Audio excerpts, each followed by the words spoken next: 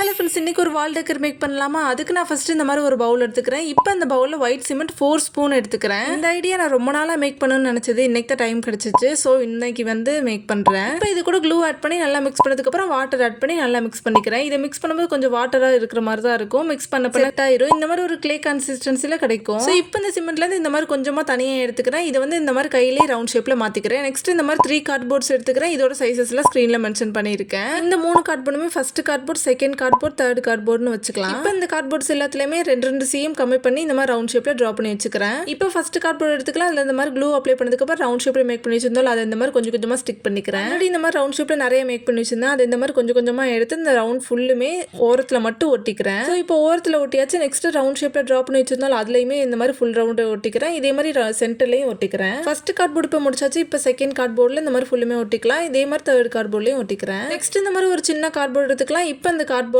White த்ரெட்டை இந்த மாதிரி ஃபுல்லுமே ரேப் பண்ணிக்கிறேன். ஒரு இதே மாதிரி 45 டைம்ஸ் இந்த மாதிரி ரேப் பண்ணிக்கிறேன். ரேப் பண்ணதுக்கப்புறம் எண்ணில் கட் பண்ணி விட்டுக்கலாம். நெக்ஸ்ட் இந்த கார்ட்போர்டை லைட்டாக இந்த மாதிரி வளைச்சு விட்டுட்டு இதோட சென்டரில் ஒரு த்ரெட்டை வச்சு நாட் போட்டுக்கிறேன். Double time. இதையுமே ஃபுல்லும் நாட் போட்டதுக்கப்புறம் எக்ஸ்ட்ரா இருக்கிறத கட் பண்ணி விட்டு இந்த கார்ட்போர்ட்லேருந்து த்ரெட்டை வெளியே எடுத்துக்கலாம். ஆல்ரெடி த்ரெட்டு போட்டு வச்சிருந்தா அந்த இடத்துல இந்த மாதிரி கொஞ்சமாக ஸ்பேஸ் விட்டுட்டு இந்த மாதிரி ரேப் பண்ணதுக்கப்புறம் கட் பண்ணி விட்டுக்கிறேன். நாட் போட்டதுக்கப்புறம் த்ரெட் இந்த மாதிரி தான் இருக்கும். இப்போ இதோட பாட்டமில் ஃபுல்லுமே கட் பண்ணி விட்டதுக்கப்புறம் ஷேப்பாக கட் பண்ணி விட்டுக்கிறேன். இப்போ இதே மாதிரி இன்னும் 2 பீஸ் மேக் பண்ணி வச்சுக்கிறேன். நெக்ஸ்ட் ஒரு பவுலில் ஒயிட் அண்ட் வாட்டரை மிக்ஸ் பண்ணிக்கலாம். அதில் இந்த மாதிரி ஃபர்ஸ்ட் கார்ட்போர்ட் மேக் பண்ணி வச்சிருந்தாலும் அதில் ஃபுல்லுமே பெயிண்ட் பண்ணிக்கிறேன். இது அக்ரிலிக் பெயிண்ட்ல ஒரு டார்க் ப்ளூ.